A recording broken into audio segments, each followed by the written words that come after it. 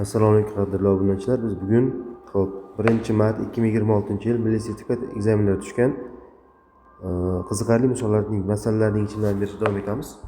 Bizning bugungi birinchi masalamiz bizda ABC muntazam uchburchak tomoni 12 ga berilgan ekan. Bizda va aylana shu tartibda chizilgan muntazam uchburchakka. O'sha yerda ikkalasi kesishgan sohani yuzasini topishimiz kerak ekan. Xo'p, bunda birinchi qiladigan ishimiz nima bo'lishi mumkin? Davayt bu yerda o'sha muntazam uchburchakka balandlik tushirib olamiz. Biz bilamizki, o'sha aylananing markazi ham o'sha muntazam uchburchakka tushirilgan balandlikda bo'ladi. Bundan radiusdan tortib oladigan bo'lsak, bu yoqqa bitta radius, bu yoqqa bitta radius ketadi. Biz bilamiz, har bitta muntazam uchburchakning ichki burchaklari 60 gradusdan va bizda mana bu uchburchak bilan mana bu uchburchak bir xil uchburchaklar. Chunki boshqa bo'lsa olajam yo'q bu yerda. Ikkalasi bir xil uchburchaklar. O'shaning uchun biz bilamizki, uning balandligi ham mediana ham bistersa bo'lavergani uchun mana bu bizda 30 gradusdan bo'ladi. Bu ham 30, bu ham 30.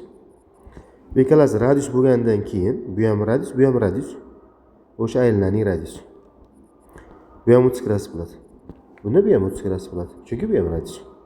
Agar 30 gradusdan bo'lsa ikkita burchagimiz, bizda pastdagi burchamiz necha gradus bo'lar ekan? Bizda 120 gradus bo'lar ekan. Bu ham 120 gradus. Xo'p, 120 gradusni topdik. Biz bilamizki, umumiy burchak bizda 360 gradus. 360 gradus bo'lsa, biz o'sha 240 gradusni ishlatib qo'ydik. 120 plus 120. Yana bizda 120 gradus qolyapti. Endi 120 gradus 2 ga bo'lib qo'yamiz. Bu 60 gradusdan ekan. Xo'p, bizda bo'yalgan sohaning yuzi, xo'p, ikkita uchburchakning yuzlari yig'indisi va ikkita sektorlarning yuzlari yig'indisiga teng. Endi yozsak bo'ladi bu tomondan. Yoza olamiz. Bu yerda ikkita S uchburchak va ikkita S sektorlar yuzini topsak bo'ldi. Xo'p, ikkita S uchburchaklar bilamiz, ikkita. Bularning tomonlari R ga teng. O'shaning uchun 1/2 R ko'paygan R sinus 120 gradus formula bilan qo'yamiz. Va keyin ikkita sektorning yuzasi. Ya'ni bizda sektorning radiusi R, markaziy burchagi 60 gradus. Bundan bizda 1/2 alfa R kvadratdan foydalanamiz. Alfa bizda pi/3 ko'paygan R kvadrat. Xo'p, bu yerda 2 qisqarsa, bu yerda ham 2 qisqaradi. Birinchi formulamiz R kvadrat sinus 120 gradus. Ikkinchimiz biza R kvadrat ko'paygan pi/3 ekan.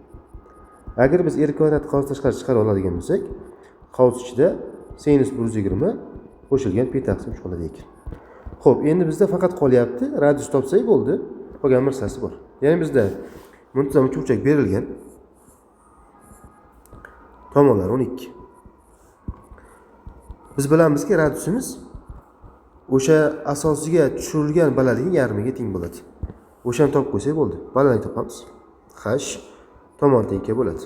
Bundan H kvadrat qo'shilgan 6 ning kvadrati teng 12 ning kvadrati. H kvadrat teng 12 ning kvadratdan 6 ning kvadrat ayirib qo'yamiz. Bu bizda 144 minus 36 108 keladi ekan. H'imiz bizda 660 bo'ladi ekan. Radius bizda balandlikning yarmiga teng bo'lgan 360 deb yozib qo'yamiz. Formulani davom ettiradigan bo'lsak, ya'ni radius 360, значит kvadrat 27.